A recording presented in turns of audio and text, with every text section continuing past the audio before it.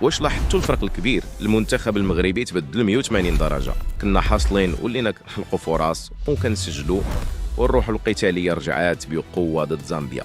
السير بدا من عند الركراكي. اخيرا الناخب الوطني تخلى على لغه الخشب، اعترف في المؤتمر الصحفي ان الانتقاد كان ضروري وان ضغط الجمهور كان محله باش يفيق الجميع.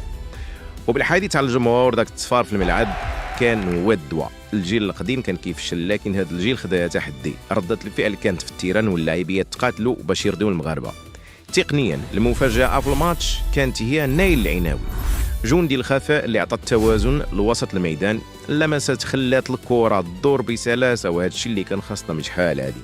نقطه مهمه، ما تيقوش الارقام ديال التطبيقات بحال سوفا سكور الكعبي والزلزولي قدموا ماتش كبير وظلموا في التنقيط. الواقع في التيران كيقول انهم كانوا حاسمين ومؤثرين. الخلاصه، الاشارات كلها ايجابيه الى حافظنا على هذا التواضع وهذا الروح الجماعيه، ومع المدرب اللي كيسمع وكيصحح، طريقنا الكاس ولات واضحه وديما مغرب.